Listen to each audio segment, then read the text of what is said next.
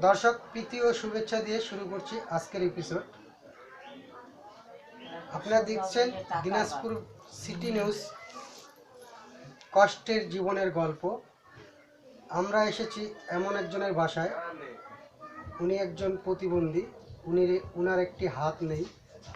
উনি কাছ থেকেই জানবো উনার জীবনের গল্প। কেমন আছেন আপনি? ভালো আছে। আপনার নাম কি? অবিনাশ চক্রবর্তী। কি করেন আপনি? এই রিক্সা চালাই। এই হাত কবে কিভাবে হয়েছে? এটা ছোটবেলাতে হচ্ছে আছে, তারপর থেকে আপনি কিভাবে জীবন জীবিকা? তারপর দিয়ে চলছে আমার মার সাথে একটু শিষ্য মহলে চলছিলাম, তারপর দিয়ে আমি রিক্সা জগতে আইছি। এখন কি রিক্সাই চালাচ্ছেন? হ্যাঁ, আমি রিক্সা চালাচ্ছি।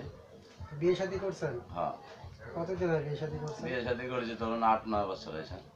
আপনার বাচ্চা কাচ্চা হয়েছে? না, এখন যে আপনি রিক্সা চালান, রিক্সা চালাইতে কষ্ট হয় না? কষ্ট তো হয়, এখন কষ্ট হলে তো কিছু করার নাই, এখন তো আমাকে দিকে তো কেউ তাকায় না। তাকায় না? না, তো আপনি কি করলে ভালোভাবে চলতে পারবেন? তো চলতে পারবো একটু আবু যদি আমার দিকে একটু টাকায় একটা অটো গাড়ি আমার একটু দেয়, একটু হেল্প করে, তাহলে আমি একটু খাইয়ে বাঁচতে পারবো।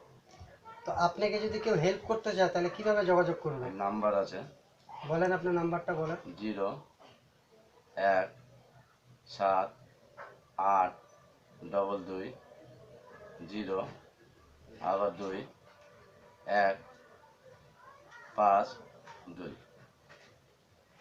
তো আপনি দর্শক যখন আপনাকে দেখবে, ফোন দিবে, আপনার সঙ্গে কথা বলবে, আপনার যে জীবন জীবিকা যেভাবে পালন করেন, চলেন, সেগুলি কিন্তু আপনাকে দর্শকদেরকে ফোনে যখন কথা বলবে তখন কিন্তু আপনি কথা বলবেন অবশ্যই। হ্যাঁ, এটা তো বলতেই হবে।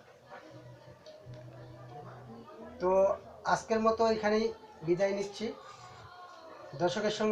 দর্শকের উদ্দেশ্যে কিছু বলার থাকলে আপনি বলতে পারেন।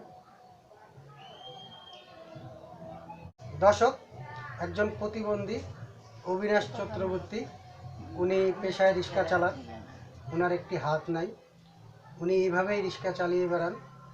উনার সরকারের কাছে কিংবা উচ্চ মহলের লোকজনের কাছে ওনার প্রত্যাশা, ওনাকে যদি একটি অটো রিক্সা কিনে দেওয়া হয় তাহলে উনি ওনার জীবিকা সুন্দরভাবে করতে পারবেন।